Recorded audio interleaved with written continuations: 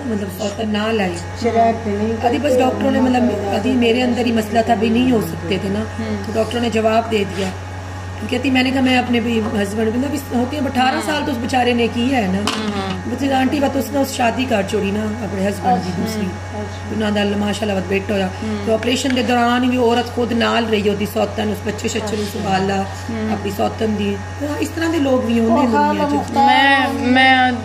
मैं ये कहती हूँ कि ये क्या फिर लॉयलिटी तो ना हुई ना भाई, अगर बच्चे नहीं है तो आप हस्बैंड को बाउंड कर लें भाई इतना, और कोई साढ़े रिश्तेदार होंगे ना। और मैं तो दूसरा नहीं करें। और एक आई बैठी थी वो गजन की फौतकी पे, वो इतनी मोटी है, आसमा उसका नाम है, वो नवाब वालों की है लड़की। अच्छा। उधर होती है जहाँ आंटी मुख्तार लोग होते हैं। अच्छा। उनकी को कजन लगती है आसमा। उसके ना 20-25 साल हो गए उसकी शादी को, उसके बच्चे नहीं थे। अब उसके शौहर की उसने खुद शादी कर दी, उसका शौहर लॉयर था। तो मेरे वो बैठी, मैंने कहा ये आपके पास जो बैठी है, मैंने उससे कहा ये कौन है? उस आके ये मेरे शौहर की बीवी है हंसी। उस आके अभी मेरे शौहर की दूसरी शादी हमने की थी, तो अब इसमें से 2 उसके बेटे हैं, तो और हम ऐसे रहती हैं जैसे दोनों बहनें, हम एक ही कमरे में रहते हैं, एक में वो होती है एक में ना, भाई हमें कोई घर में मैंने कभी नहीं उसके साथ की, तो वो भी बहुत अच्छी है और मैंने भी कभी कोई बात नहीं। हाँ ये कोई मुझे तो भी बहुत अच्छा है, मेरे 7 साल औलाद की ख्वाहिश तो सबको ही होती है। तो मैं हैरान हो गई भी आसमा ने अपने शौहर की दूसरी शादी भी कर उसकी, हमने हमारे 2 बेटे भी हैं। थोड़ा सा होता है ये नेचुरल सी होती है फीलिंग्स के वो नई औरतें, पर लेकिन मैं कहती हूँ करना चाहिए थोड़ा सा अपने आप को बर्दाश्त पैदा करके ऐसा। अल्हम्दुलिल्लाह ऐसी हमें तो कोई ज़रूरत नहीं मेरे शौहर को, क्योंकि बच्चे भी हैं और अच्छी ज़िंदगी गुजर रही है, उनको ऐसी ज़रूरत नहीं। लेकिन मेरे अंदर बड़ी स्पेस है इस बात की, मैं कहती हूँ कि अगर वो करना चाहें तो कोई मसला नहीं है भाई, लेकिन कुछ औरतें फिर नहीं करती।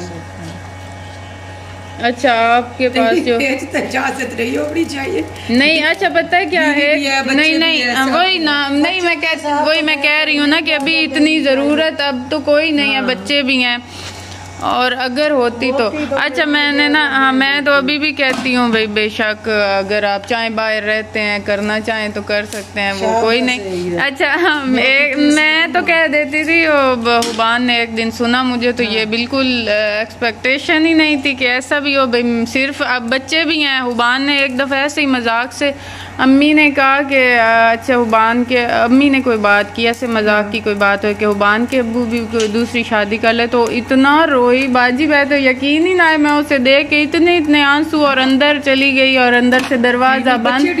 उस मैंने कहा फिर अपने हस्बैंड को मेरा प्रोग्राम कैंसिल, मुझे इस बात का नहीं पता था कि बच्चे भी हैं और उनका भी असर होगा ज़हन पे। नहीं बांध नहीं करेंदा मैं ना 2 उबालना। अच्छा आप बताएं भाई ये जो अल्ट्रासाउंड का होता है भाई, लोग कहते हैं ज्यादा भाई नहीं करवाना चाहिए, इसके साइड इफेक्ट्स होते हैं उसका क्या है? ये लोगों की गलत फहमी है, इस तरह का कोई मसला नहीं होता। अच्छा भाई करवा लेना चाहिए, क्यों नहीं कराना चाहिए, इसमें काफ़ी सारी चीज़ें होती हैं। देखिए बाज़ लोगों का ट्यूबों में अमल हो जाता है, उन्हें पता नहीं लगता, बाज़ लोगों की अंगूरी अमल हो जाता है। अच्छा। वो इतनी खतरनाक चीज़ है, ये 2 चीज़ें ये जानलेवा चीज़ें हैं। अगर इसमें आपको नहीं पता लगा और आपकी मतलब मसला अंदर बढ़ गया तो औरत जान से भी जा सकती है। तो स्टार्ट में एक अल्ट्रासाउंड इसलिए ज़रूरी है कि आपको पता लग जाए कि आपका जो अमल है वो सही जगह पे बच्चेदानी के अंदर है, ठीक है अंदर, मतलब आपका अंगूरी अमल नहीं है, ट्यूबों में अमल नहीं है। ये स्टार्ट में एक अल्ट्रासाउंड कम से कम 2 महीने कंप्लीट होके आप चले, तीसरे के शुरू में बेशक कराएं, और उसके बाद आगे फिर 5वें महीने में अल्ट्रासाउंड इसलिए ज़रूरी है, बाज़ बच्चों में अंदर अंदरूनी मसाइल होते हैं, नकाइस होते हैं, दिमाग के में बाज़ दफ़ा मसला होता है, कोई गुर्दों के मसले, दिल के मसले, और वैसे भी नॉर्मेलिटीज़ होती हैं बच्चों में।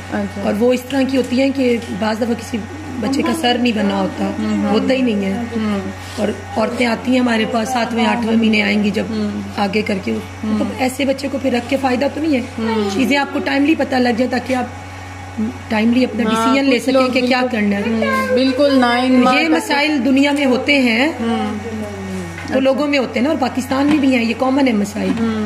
अब अगर किसी के साथ कोई मसला नहीं हुआ, किसी की फैमिली में नहीं हुआ, उनका ठीक ठाक हो जाते हैं, वो उनकी लक है उनकी, लेकिन ये मसाइल हमारी आम आवाम में ही हो रहे हैं ना। तो ये आप अल्ट्रासाउंड जब तक नहीं करवाएंगे ये चीज़ें आपको कैसे पता लगेंगी। और उसके बाद वैसे 7-8 मंथ के अंदर उसके बाद जो आगे होते हैं उसमें बच्चे की ग्रोथ, उसका पानी, ये चीज़ें होती हैं। एंड पे आप, हमारे पास अक्सर ऐसे पेशेंट्स आते हैं, एंड पे आते हैं जी 9वें महीने जी दर्दें लगी हैं, कॉन्सेप्ट ये तभी डॉक्टर के पास जाना है, जब तक दर्दें नहीं लगी नहीं आना। और जब दर्दों के साथ आते हैं, जब पहला स्टेप हमारा अल्ट्रासाउंड होता है जी बच्चे की अंदर पोजीशन देखें। कुछ खवातीन होती हैं उनके बच्चे अंदर डेथ हुई हुई होती है उनको पता ही नहीं होता है। तो यही है ना, अगर आप शुरू से टाइमली चेकअप्स कराएं, अपने रूटीन चेकअप कराएं, तो हर स्टेज पे कुछ मसाइल होते हैं जो आपके जल्दी पिक हो जाते हैं। अच्छा सरगोदा, फायदा तो है ना इस चीज का। तो ये तो मिथ है ना लोगों की, मतलब इसकी कोई वो शुआओं का या रेस का जो कोई नहीं है, वो होता है एक्सरे होता है। तो असल में लोगों ने एक्सरे और अल्ट्रासाउंड इन दोनों को मिक्स कर दिया। अच्छा, वो लोग उसकी तो होती है, उसमें भी कुछ टाइम होता है जिस तक हम नहीं करवाते। शुरू के 5 महीने हम अवॉइड करते हैं, लेकिन अगर उसके बाद करवाना है उसमें शील्ड के साथ हो जाता है। एक्सरे भी एक टाइम के बाद सेफ होता है कराना, उसका भी एक तरीका कार है। लेकिन अल्ट्रासाउंड की इस तरह की कोई बात नहीं है। ये लोगों ने एक मिथ बना ली अपनी, जो एक हमारी, और बूढ़ियाँ औरतें, ये पुराने जमाने की जिनको कुछ इस चीज के बारे में इल्म नहीं है, उन्होंने अपनी एक साइंस बनाई हुई है। अच्छा, एक ना सरगोदा में मैं एक दफ़ा हॉस्पिटल गई और उधर एक औरत आई और उसका फर्स्ट बेबी था, मतलब काफ़ी 6-7 साल बाद या शायद कोई 10-11 साल बाद वो कह रहे थे इसकी औलाद नहीं है।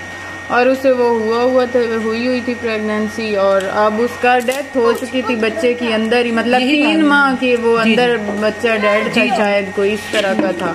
और उन्होंने अभी तक उन्हें पता तो अब चल चुका था, लेकिन उन्होंने रहमत ही नहीं की कि अल्ट्रासाउंड। यही बात है ना अल्ट्रासाउंड। देखिए एक चीज हिडन अंदर है।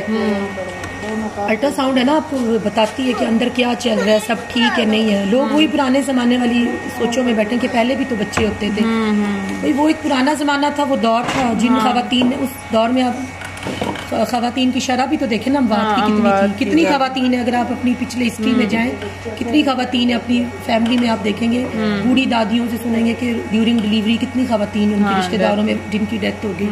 तो वो इसीलिए होती थी ना कि उस दौर में सहूलियात नहीं थी। अब एक सहूलियात वाले दौर में हो के आप अपनी आंखें बंद करके बैठ जाए कि नहीं भाई हमने तो इन सहूलियात से फायदा नहीं उठाना, तो नुकसान तो उसका आपको ही होगा ना। और इतने केसेस आते हैं इस तरह के, जिस तरह आप भी बता रहे हो, डेथ वाला, और इतना कीमती बच्चा।